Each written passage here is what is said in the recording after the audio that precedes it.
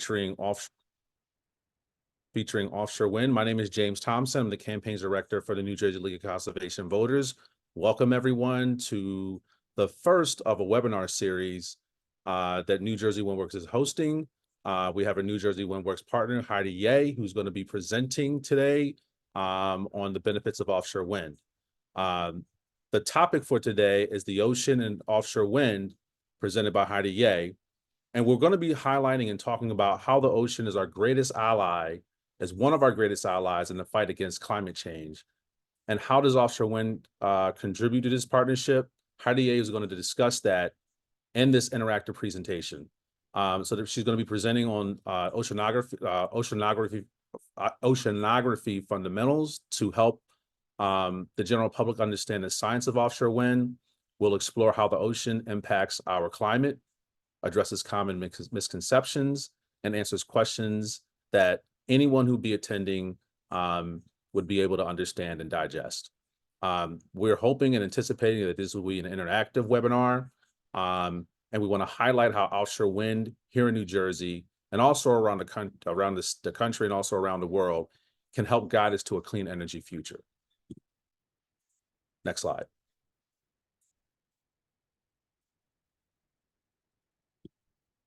Okay, like I mentioned before, New Jersey Windworks Coalition is a growing coalition of environmental organizations, labor unions, faith-based organizations, community-based organizations, individuals and volunteers that are committed to supporting responsibly developed offshore wind in the state of New Jersey. One of our goals is to make sure that residents around the state are provided fact-based and scientific information about offshore wind and about climate change, and steps that not only our decision makers can make, but also us as residents of the state of New Jersey can take to support clean energy and also offshore wind. Next slide. Wanted to take a little bit of time to go over some of the ground rules for today. We are anticipating and hoping that we will have about a 60-minute conversation about offshore wind, but I kind of want to just take the time to go over some of the ground rules for this evening. The first thing is that this is a webinar style format, which means that you will be muted and off camera. There will be a Q&A session towards the middle of the presentation and then also towards the end. And you feel more than welcome to submit questions throughout the webinar and throughout the discussion, but we will be fielding questions halfway through and then also towards the end. Only the hosts and the panelists will be able to see the questions and comments in the chat. If you run into any technical problems, please message the host or co-host, and we will try to troubleshoot that as soon as possible.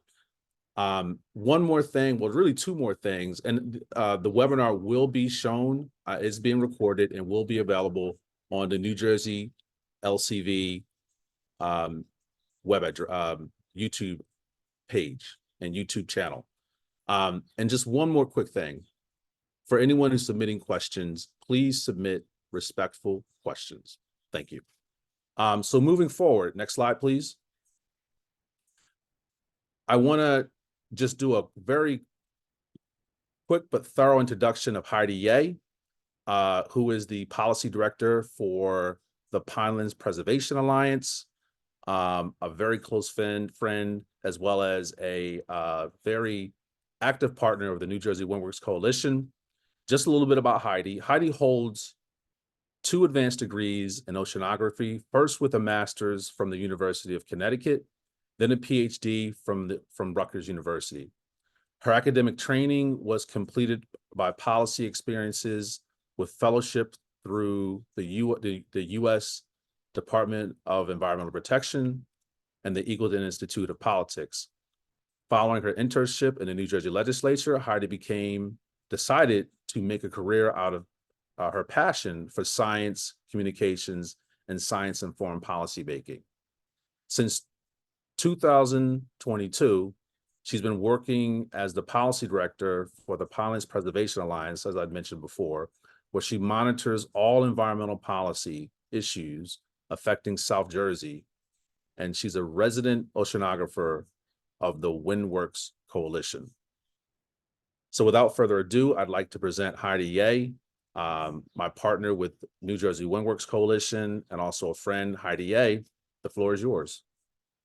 Great, thank you for the introduction, James. One small correction, I've actually never worked for DEP before. It was the US EPA, that's where I did an internship. But I'm very happy to be giving today's presentation, and I've been following the science of offshore wind for many years and was thrilled to learn that New Jersey is leading the charge to develop a full-scale industry for the region.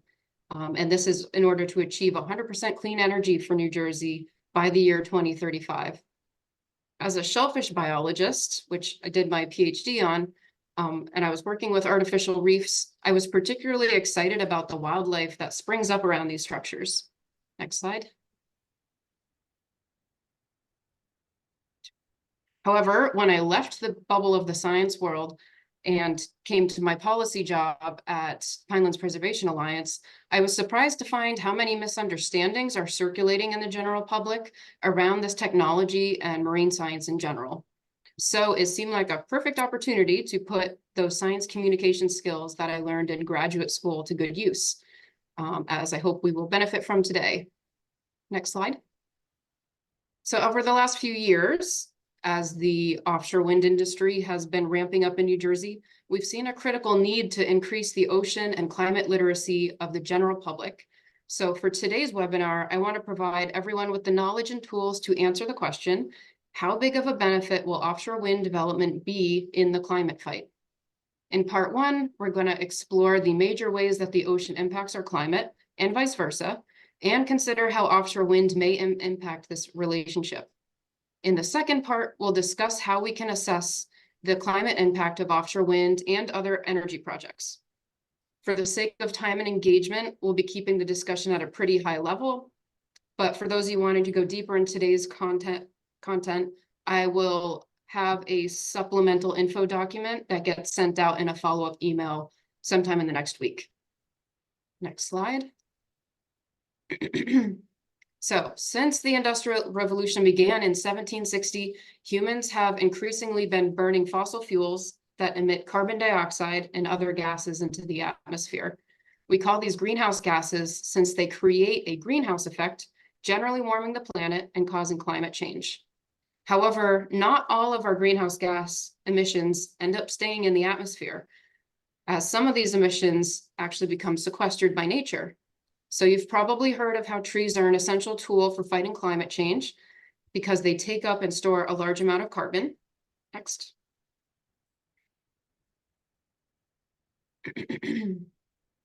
However, it's less commonly known that the ocean has also been absorbing about 31% of our carbon dioxide emissions.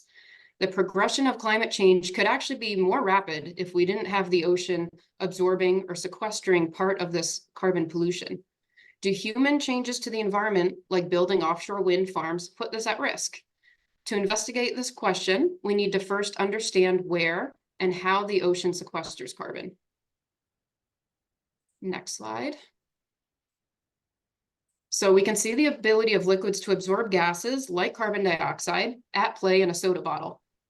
As long as the soda bottle is kept sealed, the air and the liquid in the bottle have an even distribution of carbon dioxide molecules, and we call that being at equilibrium. As soon as we crack the seal on that bottle, the soda starts to lose its carbonation as it adjusts to the new atmospheric conditions of the room around it. Next slide. So like our beverages, the ocean is also constantly adjusting to achieve equilibrium with the air around it. So as we increase the amount of carbon in the atmosphere, you hit next. The ocean is also increasing how much carbon it has dissolved in it. Great. So however, this is only true of the very top layer of the ocean that is mixed by wave action. Next. Beyond a certain depth, ocean water actually has very little interaction with the atmosphere. So to store carbon dioxide for longer periods of time, we need to get this carbon to the deeper layers of the ocean. Next slide. So if we think of the ocean like a layer cake, then it's really just that frosting on top of the cake that's actually taking up carbon from the atmosphere. My daughter doesn't believe me, but there is a limit to how much frosting you can put on top of a cake. And similarly, in our ocean example, the ocean surface mixed layer can only hold so much carbon dioxide before it reaches equilibrium and stops absorbing more. The deeper layers of the cake are also capable of storing carbon, but something needs to bring the carbon down to them. Next slide. So I want to discuss three major ways that the ocean stores carbon. This includes deep water formation, marine snow, and blue carbon. Just a heads up, I'll be referring to carbon throughout this presentation as a shorthand for carbon dioxide or the other carbon species that are formed when it's dissolved in water. But just for simplicity, we're going to call it carbon. Next slide. So one of the major ways that carbon-rich water from the surface gets to the bottom of the ocean is through ice formation. Ocean water is a mixture of water and salt, but when it freezes, the ice that is formed from just the water, and it leaves behind super salty water behind. And that is more dense, and it will start to sink down into the deep ocean, taking carbon along with it. Next slide. This primarily occurs in the far North Atlantic and is one of the drivers of the thermohaline circulation, which we liken to an underwater conveyor belt because it moves around the deep ocean on a pretty well-established path around the world. This water does find its way back to the surface eventually, so it's really more of a temporary storage solution. The ocean has been absorbing a portion of our excess carbon emissions since the beginning of the Industrial Revolution 264 years ago. But storage time in these deep waters is only about 200 to 300 years. So much of the dissolved carbon could already be coming back to the surface. Heidi, just a quick question. Just so, thank you for this presentation currently. One of the questions that I have is regarding some of the misinformation and disinformation that's been out there regarding the Gulf Stream itself and how that ties into circulation of water and also winds. Can you talk a little bit about that? Yeah, so the Gulf Stream, if you can go back to that previous image. So the Gulf Stream is an arm of the thermohaline circulation that is coming right up to our coast there. So it is part of this thermohaline circulation, and its speed and strength depends on the continuation of this circulation. So there have been some claims that perhaps by putting turbines into the water that you will break cycles like this. You will break the carbon cycle, or you'll break the thermohaline circulation. But we don't really see any real evidence, like there's no mechanism that's been proposed for that to happen. Last year, there was news about a big paper that was saying that the Gulf Stream and many of these other things, that they are slowing down and may stop within the century, kind of moving up the timeline of when this could happen.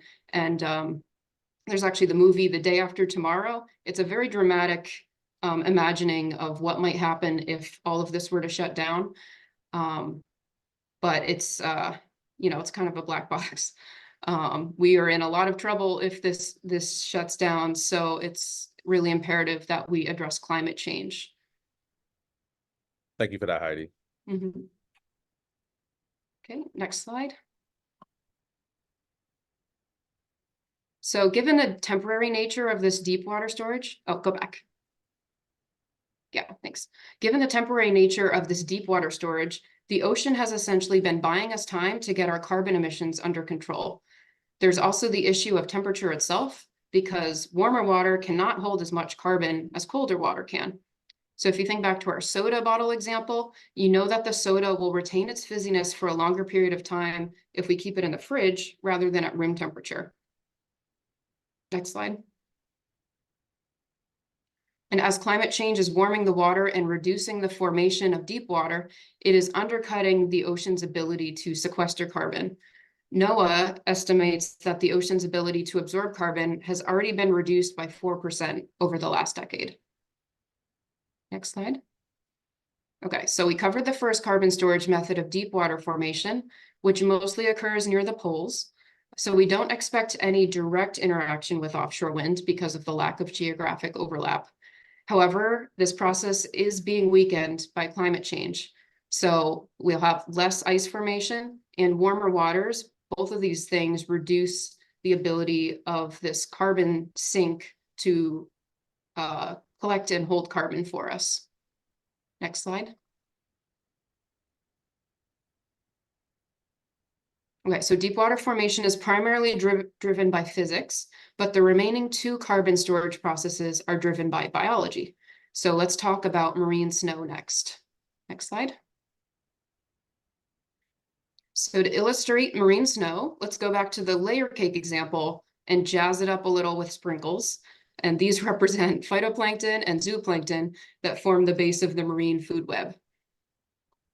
So these tiny marine organisms, they thrive in the frosting layer at the top of the cake, in that mixed layer where they have access to both carbon and sunlight. But when these organisms defecate or die, much of the carbon that they've taken up at the surface sinks down to the deep ocean where it can accumulate on the bottom. So this particular cake example is a really great visual for that. Yeah, sorry, stay back there.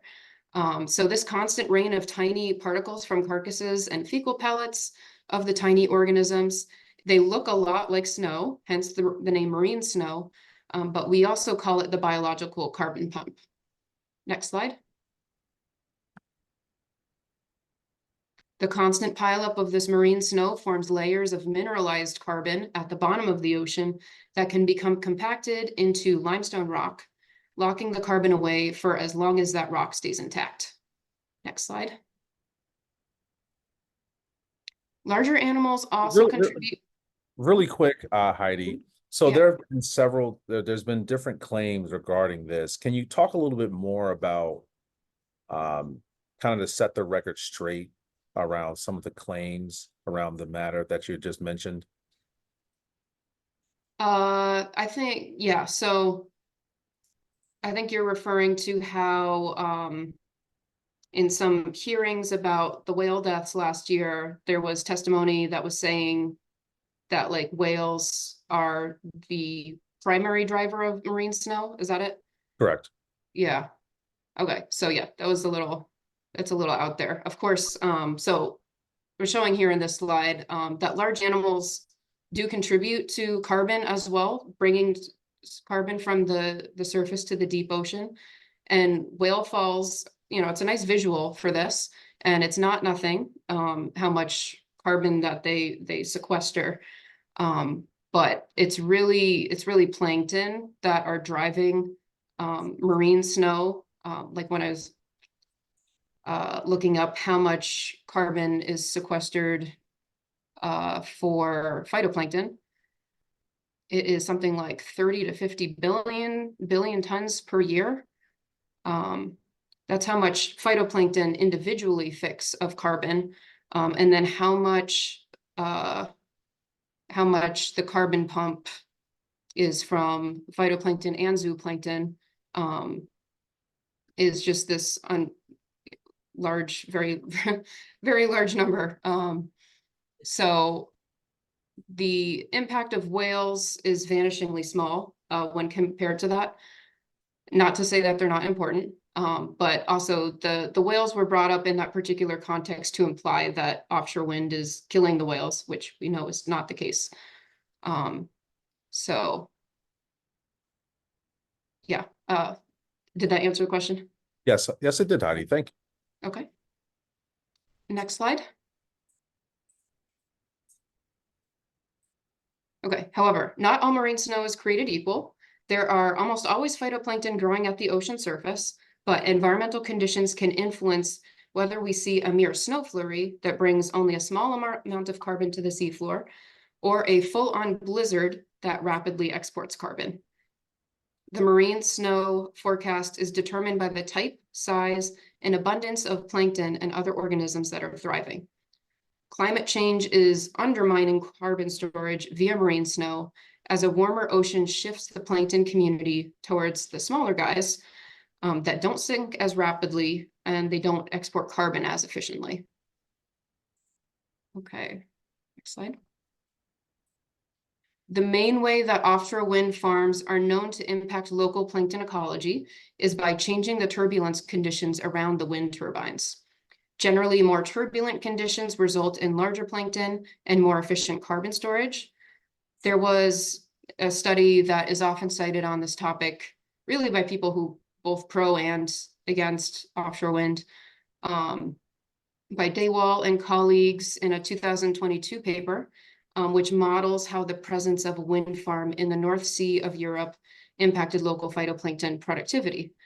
And the researchers found an overall 12% increase in phytoplankton productivity near wind farm turbulence.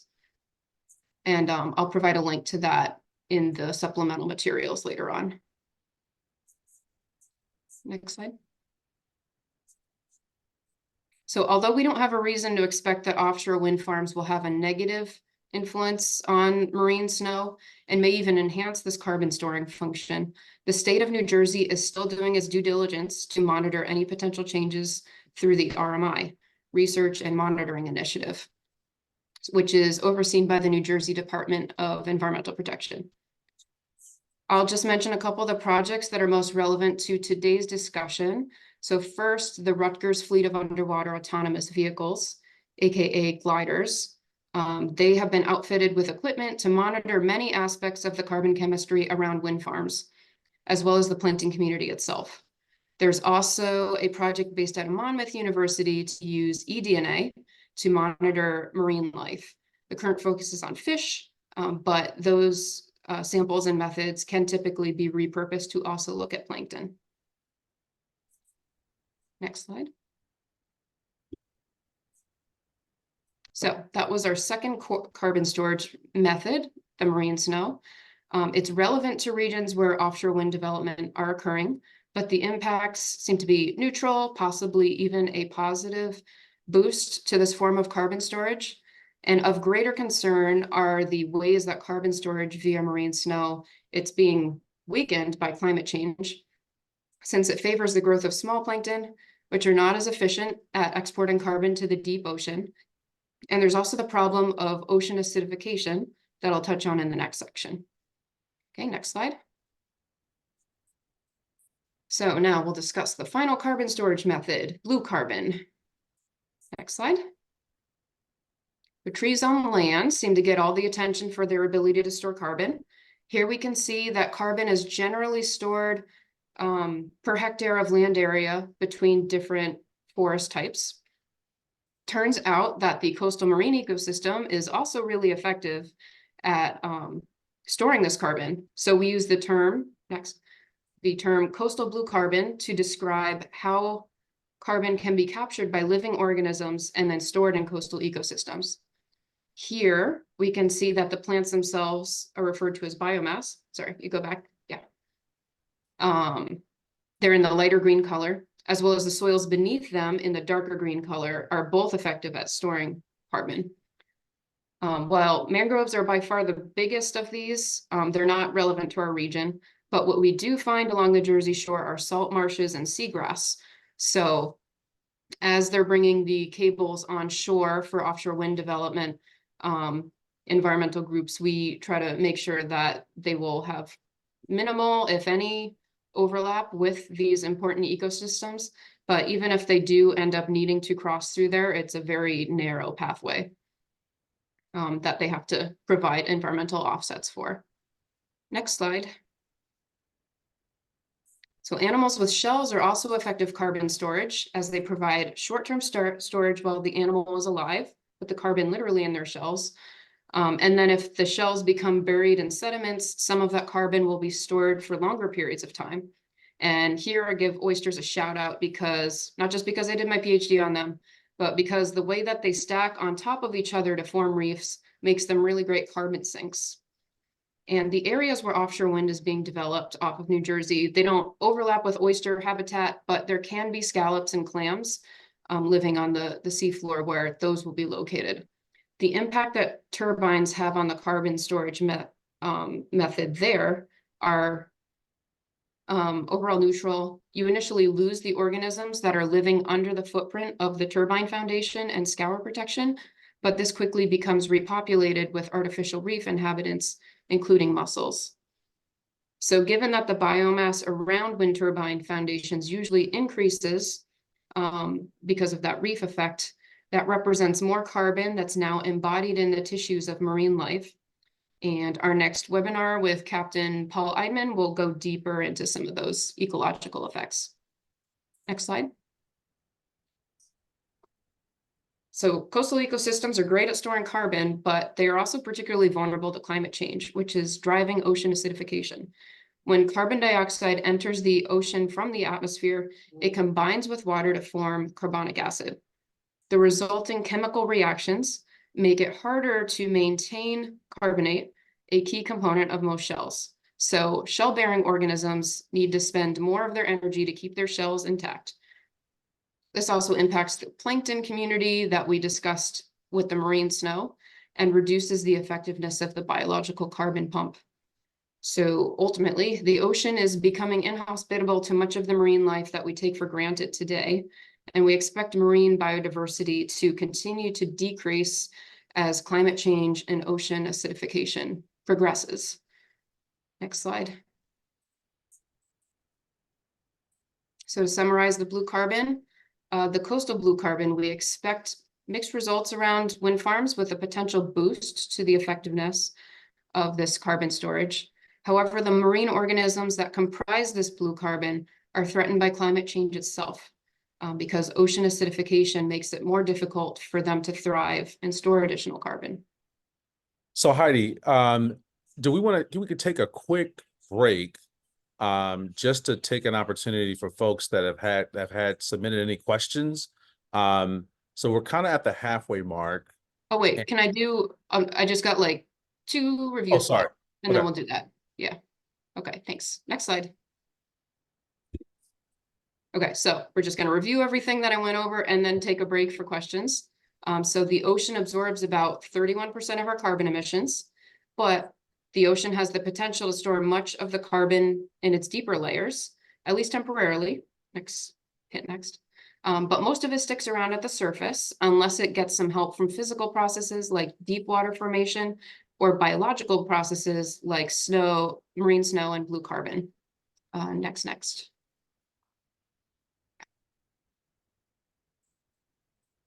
So climate change is undermining each of these mechanisms of carbon storage because warmer, more acidic waters are less able to absorb new carbon emissions, and they reduce the ability of marine organisms to store carbon.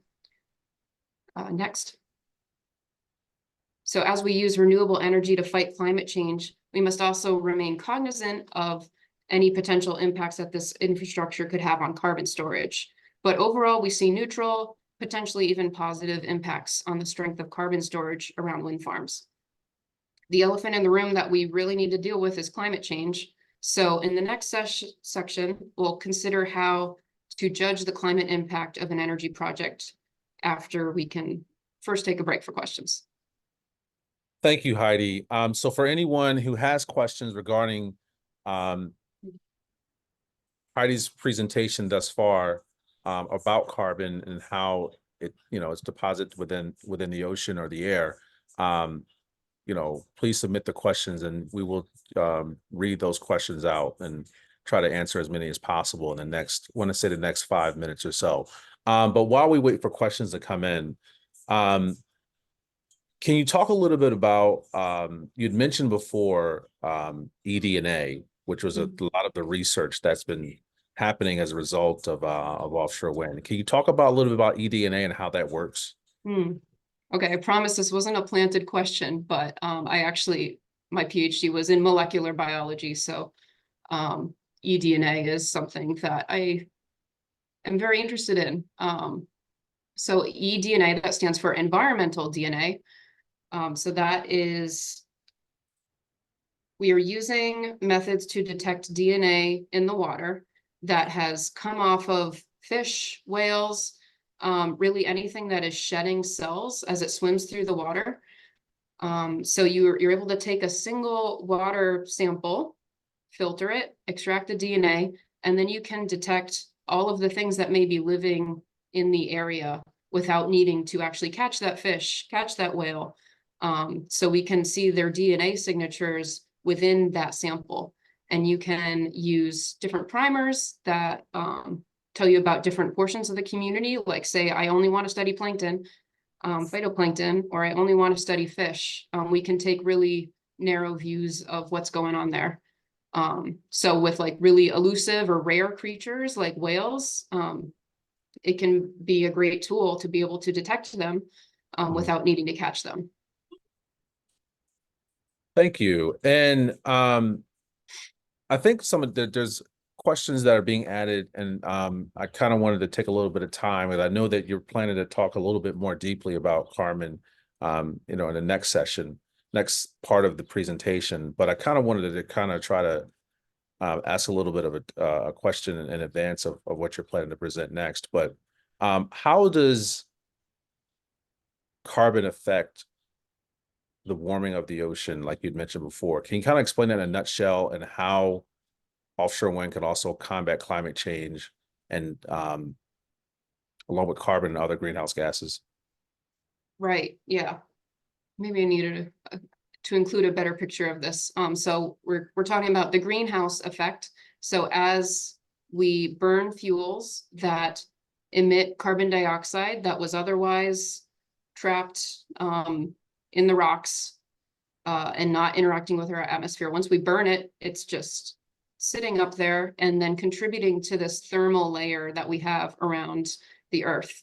And so that means the sun's energy, we are increasingly capturing more of it and holding it within our planet. So that's why the atmosphere and the ocean itself are becoming warmer.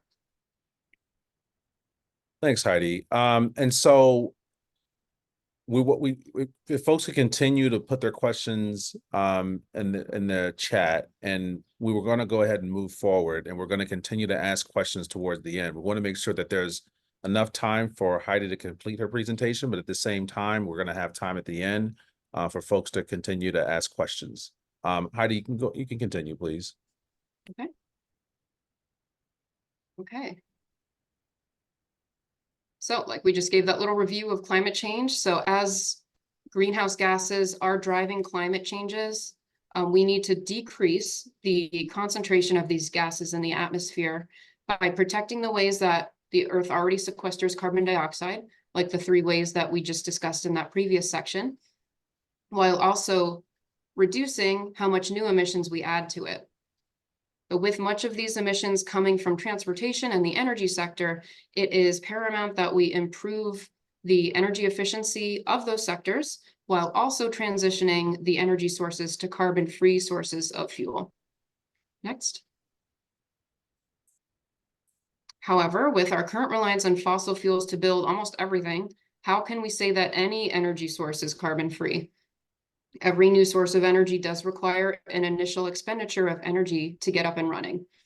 So we need to think of it like an investment and find the technology that gives us the best energy return for that investment. Next slide. Energy inputs are needed for the initial construction of every power source, as well as the operation and maintenance of that power source. You go next. Yeah. And then the actual fuel that is burned to generate power for relevant fuel sources. Sorry, click next. Yeah. Energy sources are considered to be zero carbon if they don't spend fuel that will emit carbon dioxide. So we can just get rid of that last part of the equation for those. Next slide. To compare apples to apples, the National Renewable Energy Laboratory, which is part of the US Department of Energy, put together this figure, and then click next. I'll make it prettier. It takes all 3 pieces of that equation from the last slide together to calculate how much greenhouse gases are emitted to produce the same amount of energy. So we can see in this figure, the higher the bar for each energy source, the more emissions need to be expended to generate electricity for the grid. And we can see that all of the zero carbon sources, the solar, wind, and nuclear, they all emit 20% or less of what natural gas does and 10% or less of what coal does. Next slide. So as these zero carbon energy sources are added to the electric grid and replace high emission sources of energy, we calculate the emissions savings as avoided emissions. The environmental impact statement for each wind development project includes the emissions that are avoided each year that these projects are operational, and they subtract the emissions that are expended either for regular operations and maintenance, and they also provide the estimates for what emissions come from construction itself. So there have been some unfounded concerns that building offshore wind farms would create more emissions than they could ever offset. But if you check out these supplemental materials that I'll be sending out, you can do the math yourself and see that these concerns are not even close to being a reality. Let's go to the next slide. So you can use those numbers to be able to calculate the payback time, which is how much operational time, once the wind farms are up and running, how much of that time does it take to make up for the emissions that were originally expended. For each example, it takes about 1 to 3 months to pay back the emissions that come from the construction of the wind farm, and that leaves the remaining 20 to 30 months of operation to provide nothing but returns on our energy investment. The environmental impact statements, they don't account for the manufacturing of the materials. So if we want to see the full impact of the wind turbines, we need to go to studies like the one that I've listed here. Let's see, and they found that when they combine like mining, manufacturing, shipping of materials, and then combine that with that construction emission, they consistently come out to a year, usually much less, of the energy that the wind turbine will produce once it's operational. Next slide. So if the emission benefits of offshore wind are so clear, then why did BOEM, the Bureau of Ocean Energy Management, why did they describe the climate impacts of these projects as negligible? This specific word is often used by detractors of offshore wind to argue that offshore wind will have no climate benefits at all. Most often we see a specific reference to page A66 of the environmental impact statement for the Vineyard Wind project off the coast of Massachusetts. There's nothing particularly special about that one. I think it just gets picked on because it was the first major offshore wind farm to go first. So if you read the actual document, you can see that it's actually a misinterpretation of BOEM's response, where in the EIS, they're responding to the question of whether or not the proposed action, building this single wind farm, will solve the global problem of climate change. Next slide. Though unsurprisingly, building 62 turbines off the coast of Massachusetts does not solve the massive problem of climate change. So that's why BOEM is describing Vineyard Wind as having a negligible impact. But when combined together with the full US goal of installing 30 gigawatts of offshore wind production around the US, in New Jersey and elsewhere, this amounts to 4% of power emissions from the US, and I think about 30% if you're just looking at New Jersey. Can you talk a little bit more about how it would impact New Jersey, particularly offshore wind? You said 30%. Can you talk about that a little bit more? Yeah, so I think we see it as like every country, every state needs to do its part, and we're working with the resources that we have available to us. And so New Jersey is blessed by a great coastline with really good wind resources. So we have high wind speeds. We have a shallow coastal plain, which makes the wind farm building easier than if it was perhaps deep water and needed to be a floating turbine. So it's a really great resource that we have here in New Jersey, and it complements the solar that we're building on land.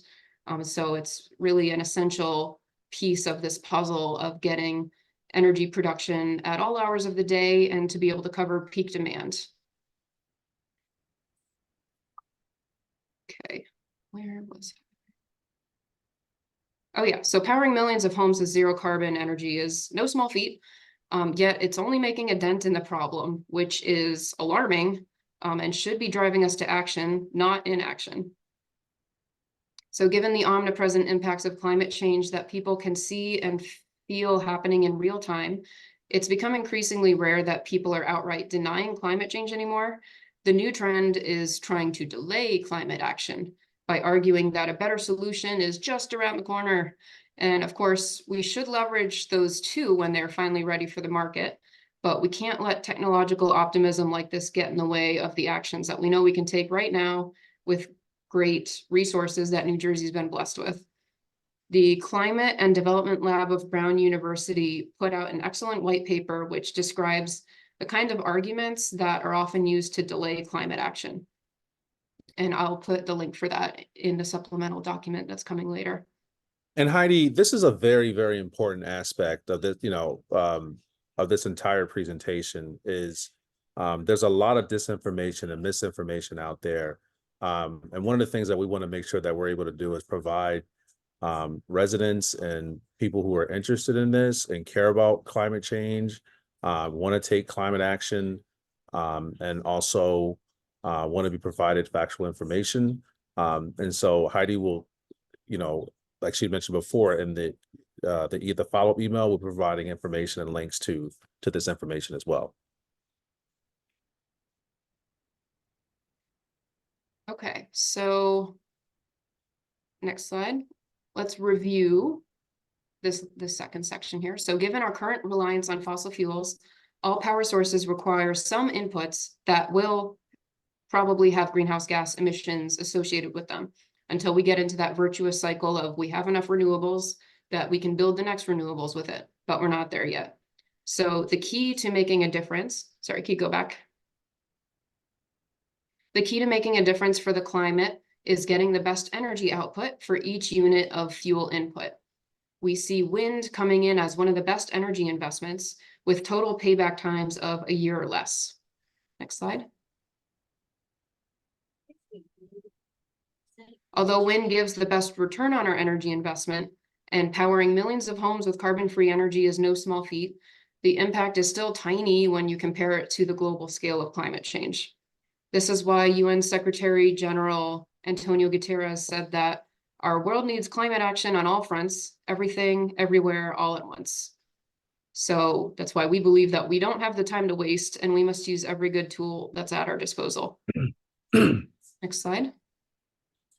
This is my last slide. Okay, so that's why all of the major environmental groups in New Jersey are members of the New Jersey Windworks Coalition. While we continue our decades-long effort to get government, businesses, and residents to reduce their energy use and minimize carbon footprints, we also understand the need for urgent need to overhaul our energy systems and transition to carbon-free sources. Okay, next slide. That does it for me. Thank you, Heidi, for that very thorough and knowledgeable presentation. We're going to go ahead and get started back with the question and answer session for this evening. We're going to be taking questions for about 5 to 10 minutes.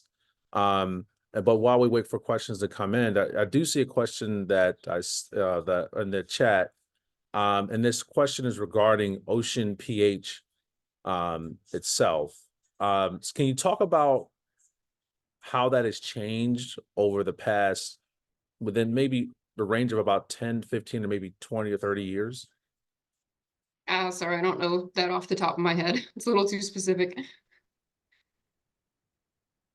But certainly as we've added more carbon to the atmosphere, we've seen a steady drop in the pH. So that indicates that the water is becoming more acidic. Can you talk a little bit about ocean acidification at all?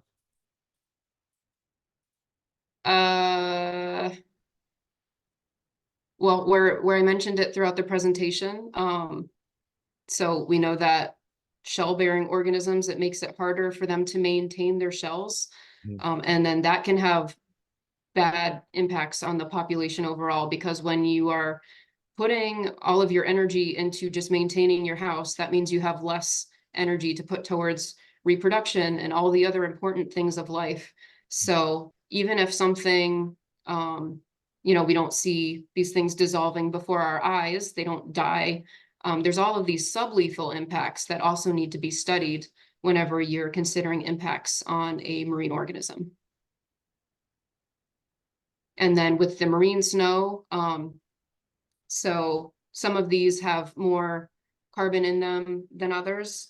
But if you have ocean acidification that is always eating away at these ones that are more carbon rich, then that will mean that they don't thrive as well. It shifts towards other plankton species. They're going to do better, but then maybe they're not going to be exporting as much carbon to the deep ocean. Thanks for that. And another question that's here is more towards related to the ocean, but more about the turbines themselves. And that this is more related around why turbines are planned and, for New Jersey offshore as opposed to on land. Do you want to talk a little bit about that? Yeah, I've definitely gotten this question before, usually in a not nice way, like, why don't we just put these in the pinelands? So for each of these energy sources, we're trying to, one, maximize how much energy we get out of them. So the placement matters for that. And then we're also trying to maximize the co-benefits that you get from not just the energy production, but, so like with the offshore wind turbines, when we have the same turbine that's offshore, you get that artificial reef effect. You get that boost in productivity. There's no equivalent if you put that on land. It's just a turbine. There's nothing that like lives on it. We're not encouraging anything to live on it. Whereas with solar, we do get some co-benefits. Like in the pinelands, you can currently solar's being built on a lot of old landfill sites, but we are also advocating that the Pinelands Commission make a change so that it would be allowed in some agricultural contexts, because it seems like you can actually boost the production of some crops if you have solar panels that you're able to modulate the amount of sunlight with. So there's that aspect of the environmental co-benefits that we see being much greater offshore than here. And then the wind turbines are also able to just produce a lot more energy when they're placed out in the ocean. We can build them taller. There's greater wind resources there. Yeah, so I think that's it. Thank you for providing clarity on that, Heidi. And this is another question that's also related to clean energy sources and renewable energy. And I think I'm going to paraphrase this question. So how does offshore wind fit into the array of clean energy sources? And why is it so important for our clean energy future in New Jersey and around the country? And I think yeah. So at least for the mix in New Jersey, the way that the state is planning to reach 100% clean energy by 2035, we've got base load that is going to continue to be produced by nuclear. But then we have a very large portion that will be solar and a large portion that will be the offshore wind. So the solar is a great complement to wind because the sun is obviously strongest during the day and during the summer. And then we know offshore wind to generally be strongest at night and during the winter. And we need both of these things working together so that we can have a reliable energy grid once we're on these renewable sources that can't necessarily be turned on at the flip of a switch. And I think I'd heard that peak energy use in New Jersey is around 6 p.m. and the sun is mostly not producing much power at that time of day, especially in the winter. So that's why having this complementary system of the solar and the wind together is going to be really great. Yeah, and I think that I think the main thing there is like having a diversity of clean energy sources that handle those peak hours and those peak times, making sure that we have sufficient energy to power our homes and businesses and things of that nature. So I'm looking at another question here. S- Can you talk a little bit more about ice formation and how it helps move carbon to deeper ocean layers? Because I think that there was a question that someone had in the chat. Yeah. Yeah, so we see a lot of carbon gets absorbed in the ocean at the higher latitudes, like near the poles, just because the water is so cold and it can hold so much more carbon. And then when you also have ice being formed, icebergs or whatever, um, the ice itself is mostly just water, but then the salt that was left behind um, creates this really dense brine that we then see like raining down like a waterfall down to the deep ocean. Um, let's see. So if we have less ice formation and also that water is warmer and perhaps has less carbon stored in it, then those are both ways that this deep water formation can be undermined.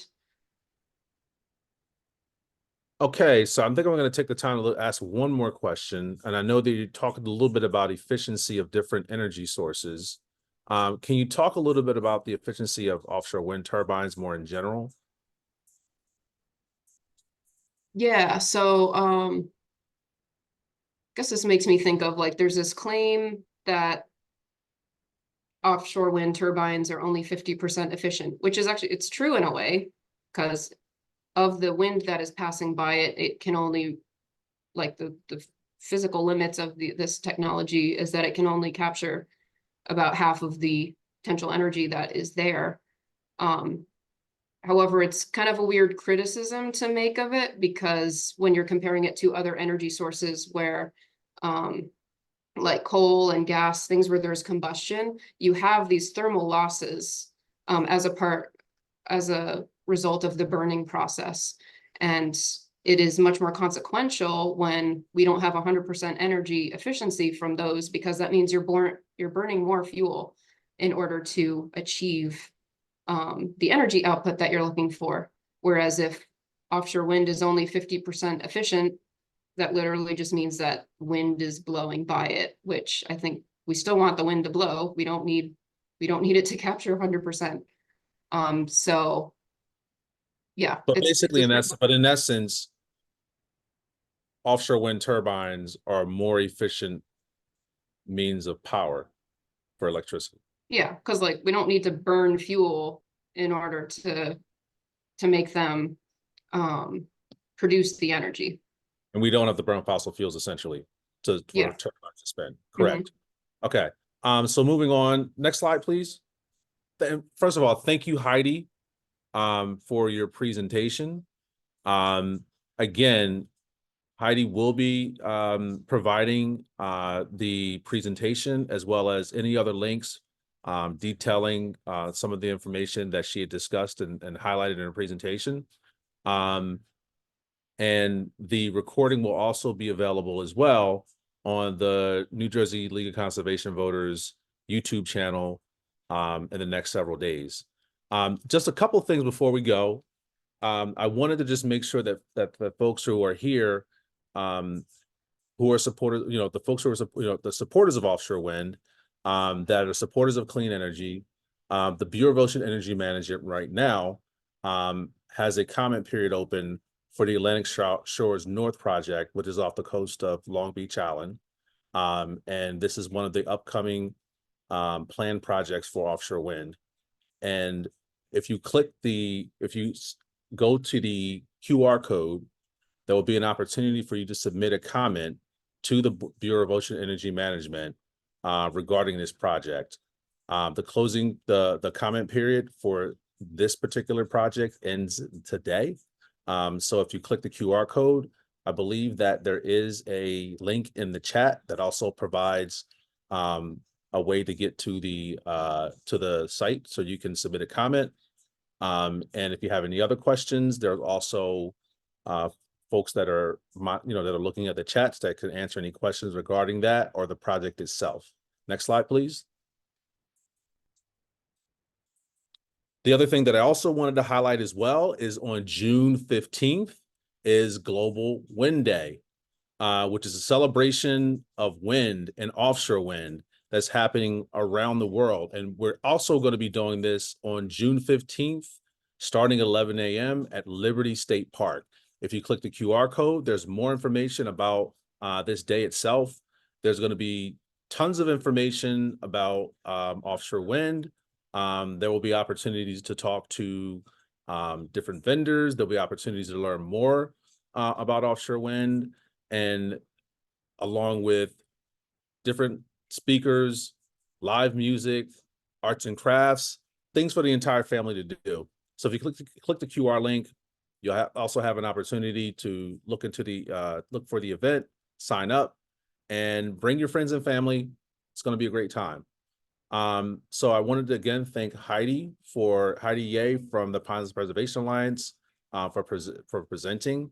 And again, this is the first webinar and a webinar series that we will be doing through the rest of the year to make sure that we provide information on offshore wind to the folks in New Jersey and beyond. Thanks for taking the time for this beautiful evening, beautiful Thursday evening with us. And we look forward to seeing you again. Thanks. Have a good evening. Thank you.